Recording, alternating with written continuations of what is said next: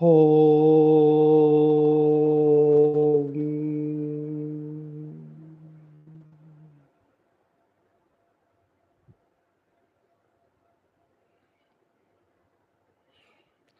धर्म प्रेमी सज्जनों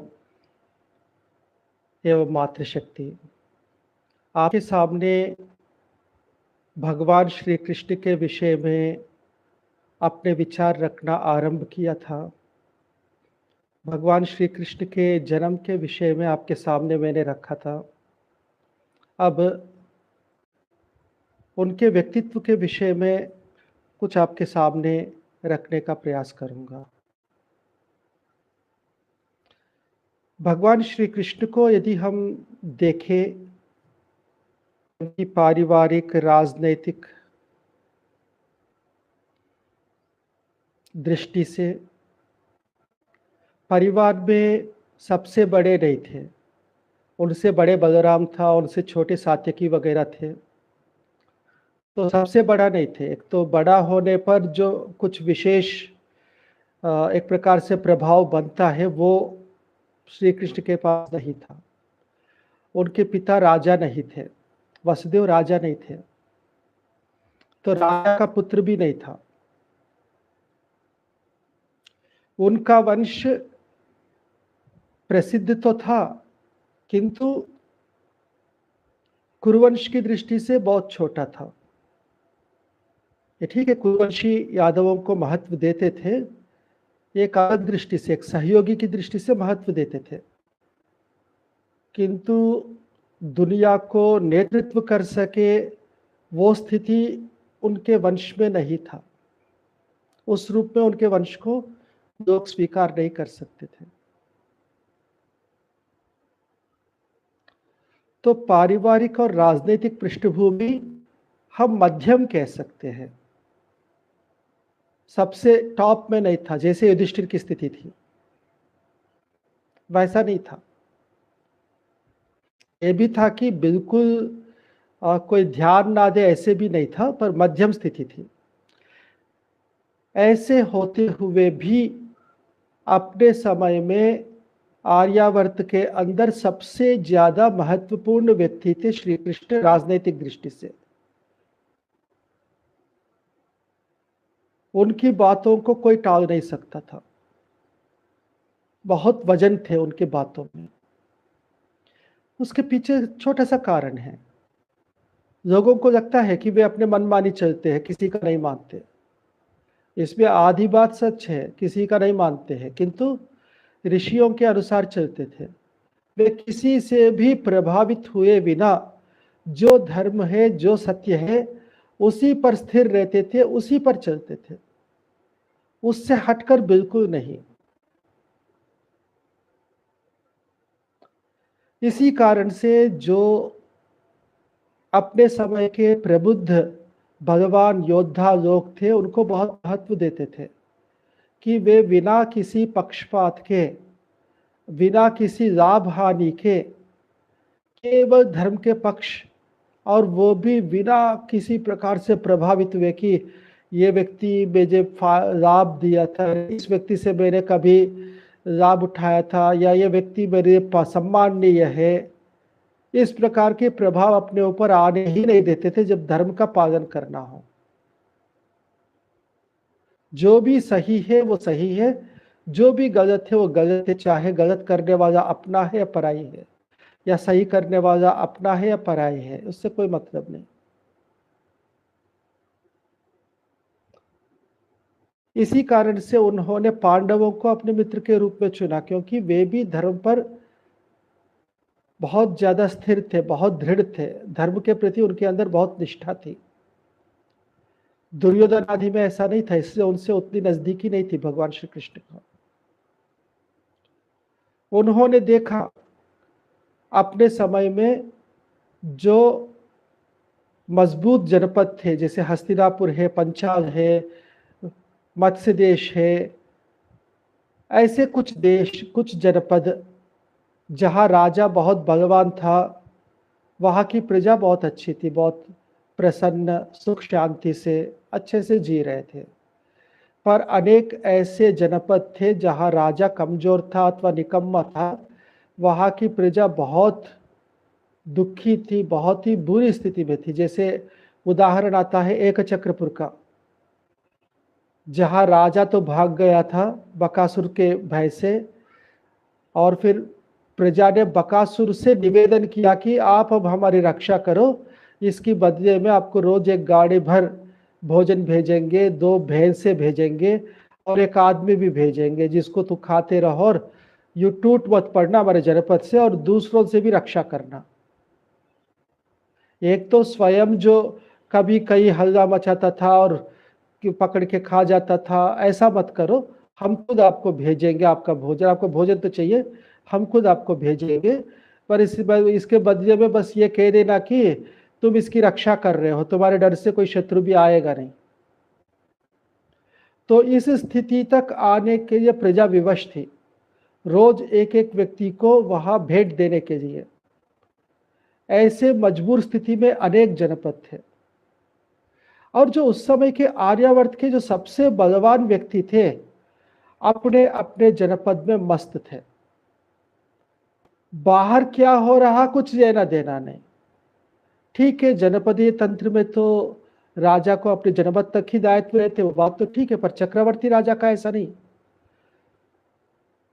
कौरवों का चक्रवर्ती राज्य था उस समय, तो धृतराष्ट्र का दायित्व बनता था पूरे ही संसार में या पूरे ही आर्यावर्त में कम से कम सब जगह व्यवस्था बना रहे, अव्यवस्था को रोके, किंतु उन्होंने ऐसा कुछ भी नहीं किया। भीष्म आदि तो सहयोगी थे और उनका नियम भी था कि हम हस्तिनापुर को सुरक्षित रखेंगे। उनका इतना ज्यादा बल बेकार किसी काम का नहीं, केवल हस्तिनापुर की रक्षा के लिए, जबकि उनका इतना बल था कि पूरे भारत की रक्षा की दायित्व दे सकते थे, किंतु दृष्टि नहीं थी, क्या करें। स्वयं को बस हस्तिनापुर तक सीमित किया। और जो चक्रवर्ती सम्राट था वो दोनों प्रकार के अंधे थे, तो आंखों से भी और दूसरा बुद्धि से भी। आंखों से अंधा होना ठीक है, ये तो दौर्भाग्य कह सकते, वो कोई बड़ी निंदा की बात नहीं, पर बुद्धि से अंधा होना निश्चित रूप से निंदा का विषय है, और वे बुद्धि से अंधे थे। युधिष्ठिर की बात आती है, युधिष्ठिर नए नए अपने जनपद बनाया था, उसको थोड़ा सा स्थिर किया था, व्यवस्थित किया था। उनकी विवशता थी कि पहले स्वयं को व्यक्ति जब खड़ा करता है उसके बाद ही बाहर वो देख पाता है। जब श्री कृष्ण ने देखा कि युधिष्ठिर जो है अब इंद्रप्रस्थ को बनाया है, अब इसको ठीक से संचालित कर लिया है, अब ये स्थिर हो गया है राज्य, तो आकर युधिष्ठिर के मन में बात डाली कि अब आपको यहाँ रुकना नहीं है, पूरे आर्यावर्त का, पूरे विश्व की जो व्यवस्था है इसका दायित्व आपको लेना है। केवल इंद्रप्रस्थ ठीक रहे पर्याप्त नहीं है, अब आपका दायित्व है कि पूरे ही धरती ठीक रहे। उनको तैयार किया।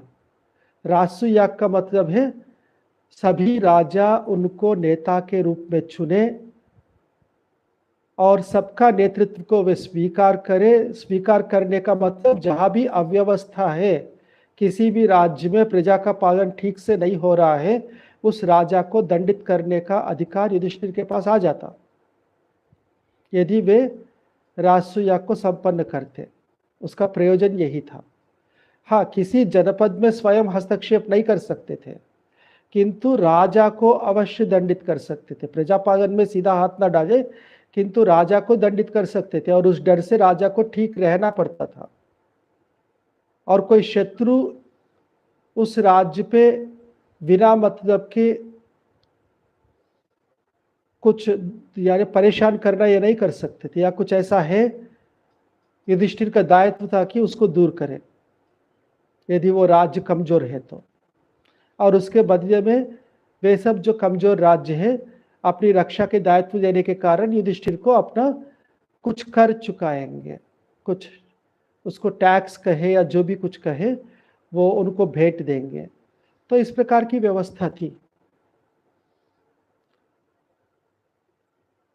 और ये बहुत बड़ा दायित्व था कि कोई व्यक्ति स्वयं उठाने से पहले 1000 बार सोचते, विशेषकर युधिष्ठिर जैसे व्यक्ति। युधिष्ठिर के मन में यह महत्वाकांक्षा अवश्य थी, किंतु दायित्व बहुत बड़ा था, तो स्वयं पहल करने से हिचकिचा रहे थे। उसको देखा श्री कृष्ण ने, उन्होंने उनके अंदर की उस इच्छा को आत्मविश्वास के साथ जोड़ दिया अपने वाणी से कि इस समय तुम ही सबसे ज्यादा योग्य हो। और क्योंकि हस्तिनापुर से अलग हो गया इंद्रप्रस्थ, इस कारण से आपको ये भी सोचने की आवश्यकता नहीं कि अपने से बड़े कोई है। अब आप एक स्वतंत्र राजा हैं, वो पहल तो कर नहीं रहा तो आप तो कर ही सकते हैं। वो आपको सहयोग तो करेंगे, मना तो नहीं कर सकते। वे स्वयं पहल करके इस कार्य को करते तो बात अलग होती। वो कर नहीं रहे तो आपको करना चाहिए। तो तैयार किया। तैयार करने के बाद फिर इतनी बड़ी धरती को कैसे सब राजाओं को बनावे, सबको कैसे जीते, उसकी योजना में भी श्री कृष्ण की बहुत महत्वपूर्ण भूमिका थी। क्योंकि श्री कृष्ण अपने परिवार व राज्य का कोई दायित्व उनके सिर पे नहीं थे, उस कारण से वे व्यस्त नहीं थे और उसका उन्होंने भरपूर फायदा उठाया। पूरे देश में रहे, पूरे विश्व में आवश्यकता के अनुसार भ्रमण भी करते थे और सब सूचनाएं पाते थे कहाँ क्या हो रहा है। उस समय का हम कहे आज की जो जीके कहते जनरल नॉलेज, उस दृष्टि से देखें तो श्री कृष्ण सबसे टॉप पे थे। पूरे विश्व में कहाँ क्या हो रहा है, कहाँ क्या स्थितियां है, कौन से व्यक्ति कैसे हैं, ये पूरी जानकारी रखते थे। श्री कृष्ण ने कहा तुम यदि रासुयाग करना चाहे तो उसमें सबसे बड़ा बाधक जो है जरासंध है। वे जो ऋषियों के जनपदीय शासन तंत्र को तोड़कर एक महाजनपद बनाने की दिशा में चल रहे थे। 100 राजाओं को बंदी बनाकर उन सब के जनपदों को एक करके एक बड़ा जनपद का स्वयं राजा बनना चाहता है। अभी तक 84 राजाओं को उन्होंने बंदी बना दिया, उनको हराकर उनको बंदी बना दिया। अब 16 और राजाओं को वो जीतेंगे, उनको बंदी बनाएंगे तो उनकी कल्पना पूरी होगी। उस समय वे घोषित करेंगे कि ये महाजनपद है, इसका मैं राजा हूँ। और परिस्थिति ये थी कि शिशुपाल जैसे बहुत बलवान राजा भी अपने राजपद को छोड़कर जरासंध के सेनापति बनना के लिए तैयार हो गए थे।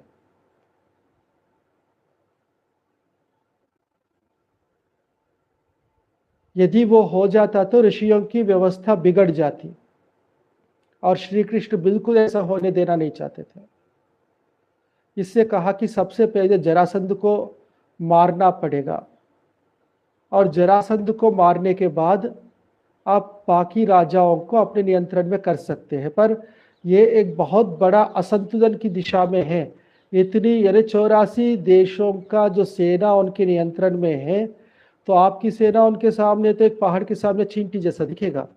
सेना से तो उनको कभी नहीं लड़ सकते, इसे उपाय से ही उनको लड़ना पड़ेगा। अर्जुन और भीम को वे ले गए और आगे की कहानी आपको पता है। बहुत उपाय पूर्वक उनको उकसाया, उनको द्वंद्व युद्ध के लिए तैयार किया। सेनाओं को लड़ने की स्थिति नहीं लाई। सेनाओं से यदि युद्ध करने की बात होती तो जरासंध को कोई नहीं जीत सकता था उस समय, या इतना लंबा समय लगता, इतना ज्यादा नुकसान होता। तो उन सब समस्याओं से बचा के मार्ग निकाला और जरासंध को रास्ते से हटाया। उन सब राजाओं को जो बंदी थे उनको मुक्त कर दिया। और जरासंध का जो पुत्र था जिसका नाम सहदेव था, ये पांडवों में सहदेव अलग है, जरासंध का पुत्र सहदेव अलग है। वे भी बड़े धर्मात्मा थे, श्री कृष्ण के प्रति बहुत समर्पित भी थे। उनको आगे राजा बनाया। उनकी निवेदन पर जरासंध के अंत्येष्टि की भी अनुमति दी। बस जरासंध अन्याय कर रहा था, उनको मारना आवश्यक था, मार दिया। अब उनसे हमारे कोई झगड़ा नहीं, मरने के बाद क्या झगड़ा। जरासंध को हटाने के बाद आप दिग्विजय की यात्रा की जो कहानी देखेंगे महाभारत में, आर्यावर्त की बात नहीं, आर्यावर्त से बाहर यानी हिमालय पार करके चीन वगैरह, मंगोलिया वगैरह जो देश थे, उन सबको जीत के आया था अर्जुन ने। वहां निवात कवच कालकेय इस नाम से जो राक्षस थे, बड़ा भयंकर थे, वो युद्ध का वर्णन है। उन सबको जीत कर आया और दृष्टि श्री कृष्ण की थी। चारों भाई चारों दिशाओं में जाकर सब जगह जीत कर आए थे। उसके बाद राजसूय संपन्न हुआ।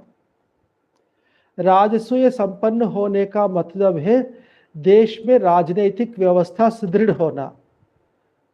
जो बलवान राजा थे वे बलहीन राजाओं को बिना मतलब नहीं सताएंगे, क्योंकि एक नेता है वहां व्यवस्था का देखरेख करने वाला। मनमानी कोई नहीं कर सकता। जो बलहीन राजा थे वे भी अब निर्भीक होकर अच्छे से प्रजा शासन कर सकते थे। ऐसी एक व्यवस्था पूरे विश्व में बनाने का कार्य युधिष्ठिर ने किया, तो उसका कारण श्री कृष्ण था। इतना बड़ा जो कार्य श्री कृष्ण ने किया था, युधिष्ठिर ने अपनी मूर्खता कहे, अपना जो भी कुछ कहे, उससे खो दिया।